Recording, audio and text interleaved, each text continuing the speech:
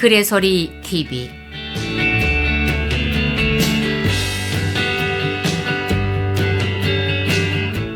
문학 산책 소리로 듣는 이야기 세상 연속 낭독 시간입니다. 오늘은 한강 작가님의 연작 소설 몽고 반점을 낭독해 드리겠습니다.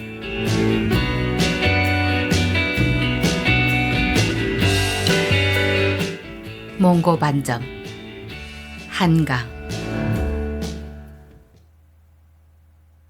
짙은 보라색 커튼이 무대를 덮었다. 반라의 무용수들은 자신들의 모습이 보이지 않게 될 때까지 힘차게 손을 흔들었다. 객석의 박수 소리는 컸고 간혹 브라보 하는 고함 소리가 들려왔으나 커튼콜은 없었다. 환호는 순식간에 사그라졌고 관객들은 주섬주섬 짐과 옷을 챙겨 통로를 찾았다. 그도 꼬고 있던 다리를 풀고 일어섰다. 환호의 5분여 동안 그는 단 한 차례의 박수도 치지 않았다. 팔짱을 낀 채 열광에 목마른 무용수들의 간절한 눈과 입술을 잠자코 올려다보았다. 그는 그들의 노고의 연민과 경의를 함께 느꼈으나 자신의 박수가 안무가에게 보내지기를 원치 않았다. 그는 공연장 밖의 홀을 가로질러가며 이제 쓸모없는 것이 되어버린 공연 포스터를 일별했다. 시내 서점에서 우연히 저 포스터를 발견하고 그는 몸을 떨었었다.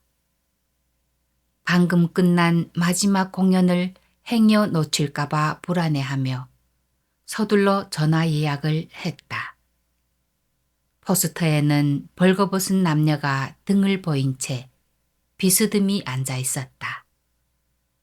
그들의 목덜미에서부터 엉덩이까지 붉고 푸른 꽃과 줄기, 무성한 잎사귀가 그려져 있었다.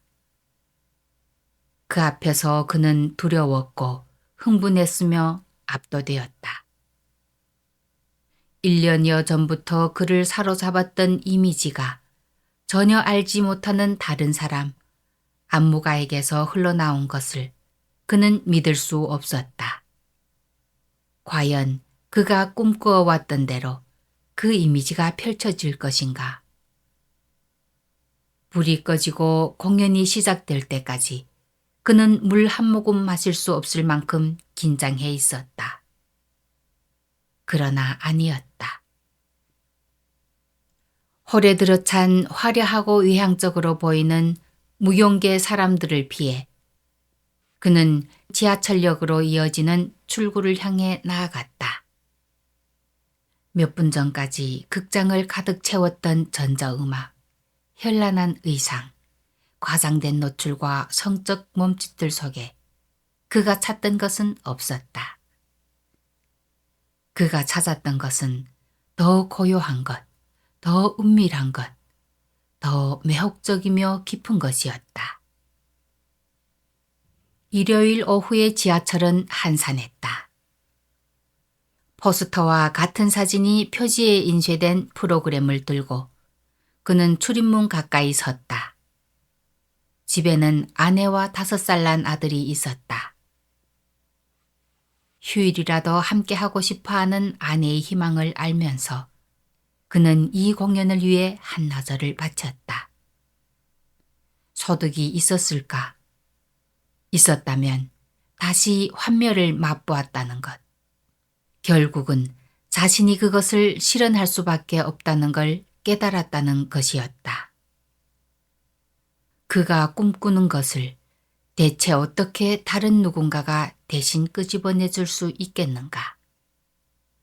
얼마 전 일본 작가 Y의 설치 작품에서 유사한 비디오 작업을 보았을 때와 같은 씁쓸한 느낌이었다.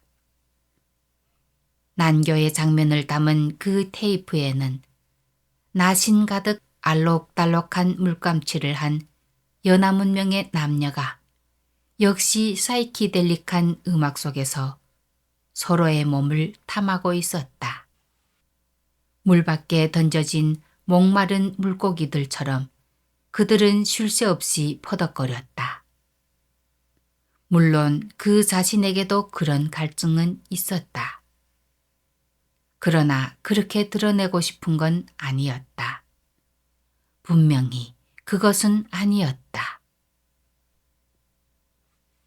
어느 틈에 지하철은 그가 사는 아파트촌을 지나쳐가고 있었다. 그에게는 처음부터 내릴 생각이 없었다. 그는 어깨에 맨 가방에 공연 프로그램을 쑤셔 넣었다.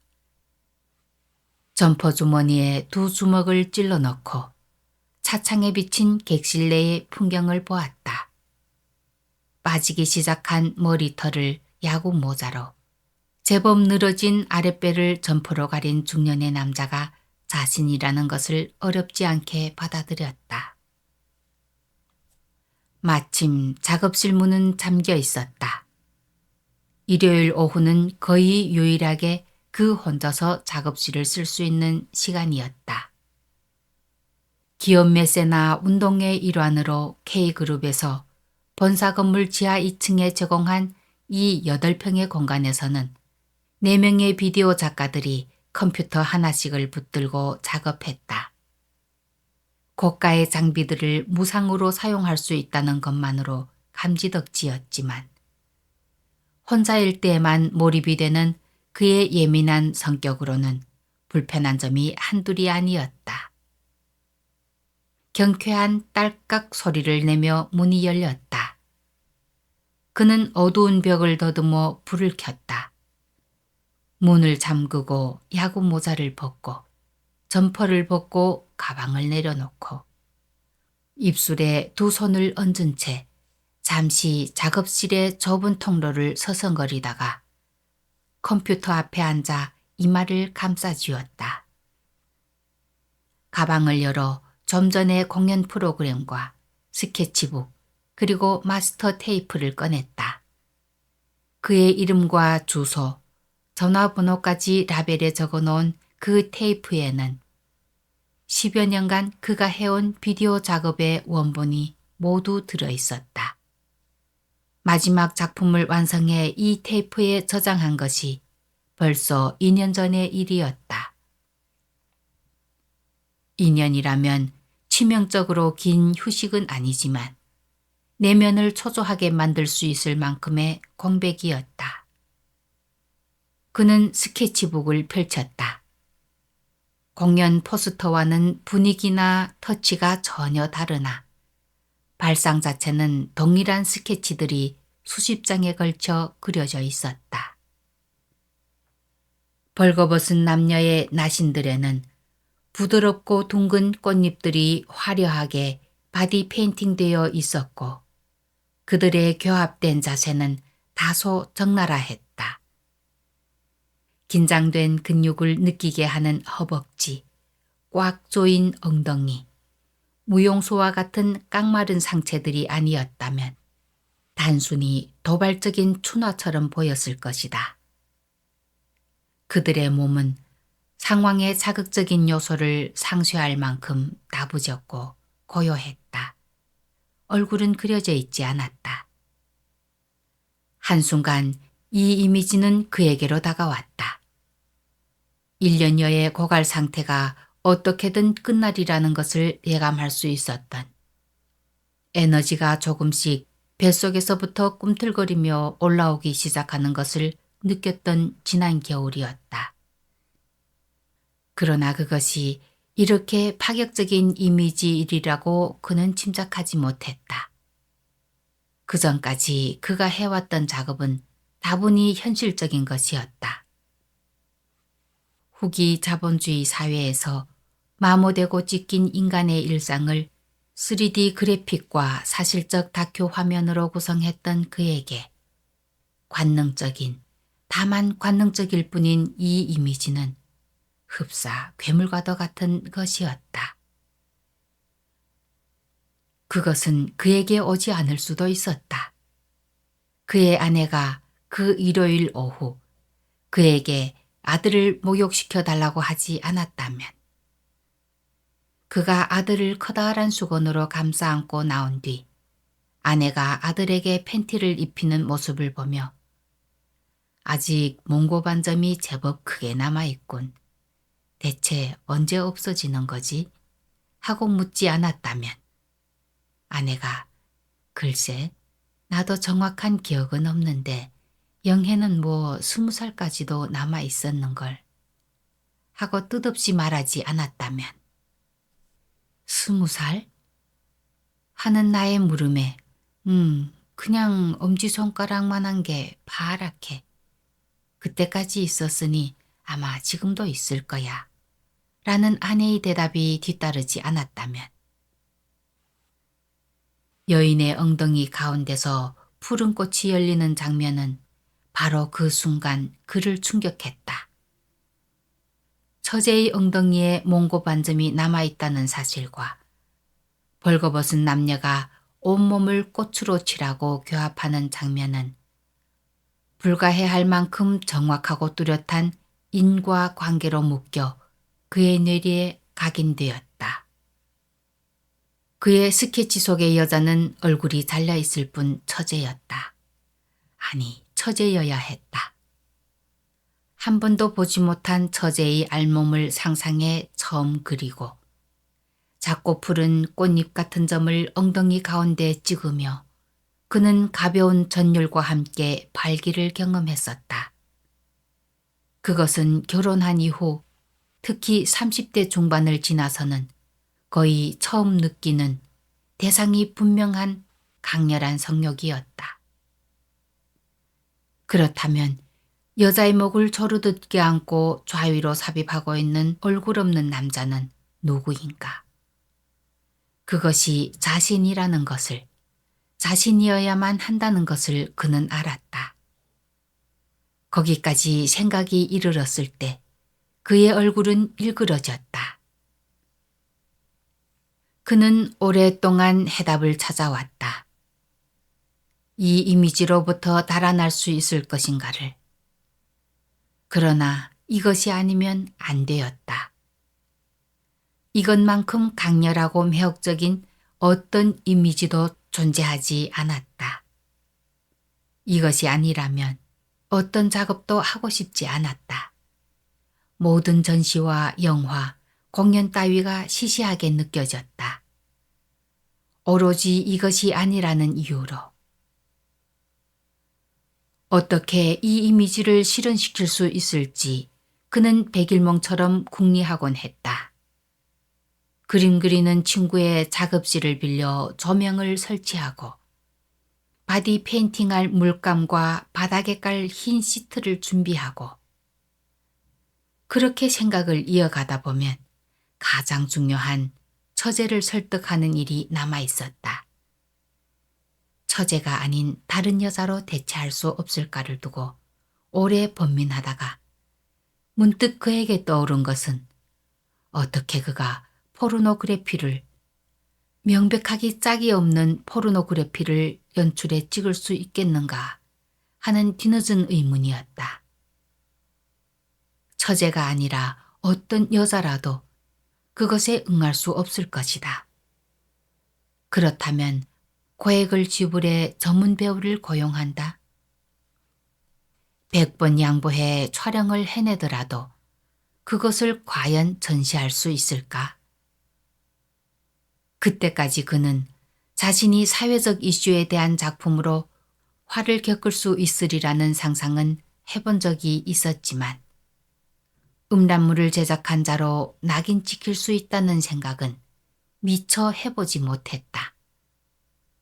작품을 만들며 그는 언제나 자유로웠으므로 자신에게 무한정의 자유가 허락되지 않을지도 모른다는 생각조차 실감한 적이 없었다. 그 이미지만 아니었다면 이 모든 조바심, 불편함, 불안, 고통스러운 의심과 자기검열을 겪지 않아도 좋았을 것이다. 그의 선택으로 인한 발걸음 한 번에 그가 이루어온 대단찮은 것이었으나 모든 것을 가정마저 이룰 수도 있다는 공포를 경험하지 않았어도 좋았을 것이다. 많은 것들이 그의 안에서 균열을 일으키고 있었다. 자신은 정상적인 인간인가? 또는 제법 도덕적인 인간인가? 스스로를 제어할 수 있는 강한 인간인가? 확고하게 알고 있다고 생각했던 이 질문들의 답을 그는 더 이상 안다고 말할 수 없게 되었다. 딸깍 열쇠 소리가 들려 그는 스케치북을 덮고 몸쪽으로 끌어왔다. 혹시라도 그것이 펼쳐져 누군가의 눈에 띄기를 그는 원치 않았다. 자신의 스케치나 착상을 보여주는데 그리 인색하지 않았던 그에게는 역시 낯선 경험이었다. 선배, 들어온 사람은 긴 머리를 질끈 묶은 후배 제이였다. 이런, 아무도 없을 줄 알았더니. 그는 짐짓 느긋하게 허리를 뒤로 젖히며 웃어주었다. 커피 한 잔 할래요? 제가 동전을 주머니에서 꺼내들며 말했다. 그는 고개를 끄덕였다. 제가 자판기 커피를 뽑으러 간 동안 그는 더 이상 자신만의 공간이 아닌 작업실을 둘러보았다. 듬성듬성 정수리가 드러난 것이 신경 쓰여 야구 모자를 눌렀었다. 오래 억눌러온 고함 같은 것이 기침처럼 터져 나올 것 같다고 그는 느꼈다. 그는 허둥지둥 가방에 물건들을 쓸어 넣은 뒤 작업실을 빠져나왔다. 제와 마주치지 않기 위해 걸음을 빨리 해 비상계단 반대편에 있는 엘리베이터로 향했다. 거울처럼 번들거리는 엘리베이터의 출입문에 비친 자신의 얼굴을 보고 충혈된 자신의 두 눈이 마치 눈물을 흘린 것 같다고 생각했다. 아무리 기억을 더듬어도 그가 작업실에서 눈물 따위를 흘린 기억은 없었다. 그러자 그 벌겋게 금이 간 눈을 향해 그는 침을 뱉고 싶어졌다. 수염이 거뭇거뭇한 두 뼘을 피가 비칠 때까지 후려치고 욕망으로 부풀어 오른 추한 입술을 구둣발로 지디기고 싶었다. 늦었네요. 아내는 서운한 기색을 애써 감추며 그를 맞았다. 아들은 그를 반기는 둥 마는 둥 가지고 놀던 플라스틱 포클레인에 다시 열중했다. 대학가에서 화장품 가게를 운영하는 아내는 아이를 낳은 뒤 일을 종업원에게 맡기고 밤에 카운터만 챙겼으나 지난해부터 아이가 어린이집에 다니자 다시 가게 일을 직접 꾸리기 시작했다. 덕분에 늘 고단해했지만 아내는 천성적으로 참을성이 많은 편이었다. 그에게 일요일 하루만 시간을 비워달라는 것은 아내의 거의 유일한 요구사항이었다. 나도 좀 쉬고 싶어요. 당신에게도 아이와 보내는 시간이 필요하지 않아요? 아내의 수고를 들어줄 사람이 자신뿐이라는 것을 그는 알고 있었다. 한마디 불평도 없이 안팎의 살림을 혼자 해내는 아내가 고맙기도 했다. 그러나 이즈음 아내를 볼 때마다 겹쳐 떠오르는 처제의 얼굴 때문에 그의 마음은 집에서는 한순간도 편치 않았다. 저녁은 먹었어요? 대충. 제대로 먹어야지 왜 대충 먹어요. 그는 서름서름한 얼굴로 아내의 지친 남편에 대해 얼마간 체념한 듯한 얼굴을 바라보았다. 20살 초입에 했다는 쌍꺼풀 수술이 자연스럽게 되어 아내의 눈매는 깊고 뚜렷했다. 갸름한 얼굴선이며 목선도 고운 편이었다. 모르긴 해도 처녀 때 2평반으로 시작한 화장품 가게가 해가 다르게 성업한 것은 아내의 서글서글한 인상떡이 컸을 것이다. 그러나 아내의 무엇인가가 그의 취향을 살짝 비껴가 있음을 그는 처음부터 알고 있었다. 이목구비며 체격이며 사려 깊은 성격까지 오래전부터 그가 찾아온 여자의 이미지였는데 무엇이 부족하게 느껴지는지 딱히 짚어내지 못한 채 그는 결혼을 결심했다. 정확히 그것이 무엇인지 안 것은 처음 처제를 소개받은 가족 모임에서였다. 처제의 외꺼풀 눈, 아내 같은 비음이 섞이지 않은 다소 투박하나 정직한 목소리, 수수한 옷차림과 중성적으로 튀어나온 광대뼈까지 모두 그의 마음에 들었다. 아내와 비교한다면 훨씬 못생겼다고도 할 수 있는 처제의 모습에서 가지를 치지 않은 야생의 나무 같은 힘이 느껴졌다. 그렇다고 그때부터 처제에게 다른 마음을 품은 것은 결코 아니었다. 그저 마음에 드는구나.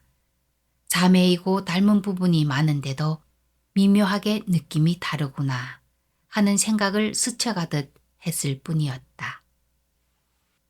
밥 차려요 말아요? 아내가 채근하듯 물었다. 먹었다니까. 마음의 혼돈으로 인한 피로를 느끼며 그는 욕실 문을 열었다. 불을 켠 순간 아내의 혼잣말이 귀에 꽂혔다. 가뜩이나 영애 때문에 마음이 아리는데 당신은 종일 연락도 없고 애는 감기 때문에 나한테서 떨어지지도 않고. 한숨 소리에 이어 아내는 아들을 향해 소리쳤다. 뭐하니 와서 약 먹으라니까. 오라고 해도 아이가 한참 뜸을 들이곤 하는 것을 알고 아내는 천천히 가루약을 숟가락에 털어붓고 딸기색 시럽에 개었다. 그는 욕실 문을 닫고 나와 아내에게 물었다. 처제한테 왜? 무슨 일이 또 있어? 결국 이혼 서류 접수시켰다잖아요. 정서방도 이해 못할 건 아니지만 야속해요. 그러고 보면 부부란 게 참 허무해요. 그는 말을 더듬었다. 내가 한번 처제를 만나볼까? 아내의 얼굴이 반짝 생기를 띄었다. 그래 줄래요? 우리 집엔 암만 오래도 오지 않고 그래도 당신이 만나자면 어려워서라도. 하긴 걔가 그런 어려운 거 알 앤 아니지만 어쩌다 그렇게 돼버렸는지. 그는 정 많은 아내의 책임감 있는 얼굴을 숟가락에 약을 쏟을까 조심하며 아들에게 다가가는 신중한 뒷모습을 보았다. 좋은 여자다 하고 그는 생각했다. 처음부터 지금까지 아내는 언제나 좋은 여자였다. 좋기만 한 것이 오히려 답답하게 느껴지는 그런 여자였다. 내일이라도 연락을 해볼게. 전화번호 줘요? 아니, 나한테 있어. 은밀히 터질 듯한 가슴을 의식하며 그는 욕실 문을 닫았다. 샤워기의 물이 요란한 소리와 함께 욕조로 떨어져 내리는 것을 보며 옷을 벗었다. 2달 가까이 아내와 섹스하지 않았다는 것을 그는 알고 있었다. 그러나 지금 그의 성기가 부풀어 오른 것이 아내 때문이 아니란 것도 알고 있었다. 오래전 아내와 함께 들렀던 처제의 자취방을, 거기 웅크려 누워있을 처제를, 그보다 오래전 피투성이로 그의 등에 업혔던 처제의 몸을, 고스란히 전해져 왔던 가슴과 엉덩이의 감촉을, 그리고 바지 한 겹만 벗기면 낙인처럼 푸르게 찍혀있을 몽고 반점을 상상한 순간 온몸의 피가 거기 모였던 것이다. 물컹물컹한 환멸을 씹으며 그는 선체로 자위를 했다. 샤워기 아래로 뛰어들어 정액을 씻어내며 그는 웃음도 울음도 아닌 신음을 냈다. 물이 너무 차가웠기 때문이었다.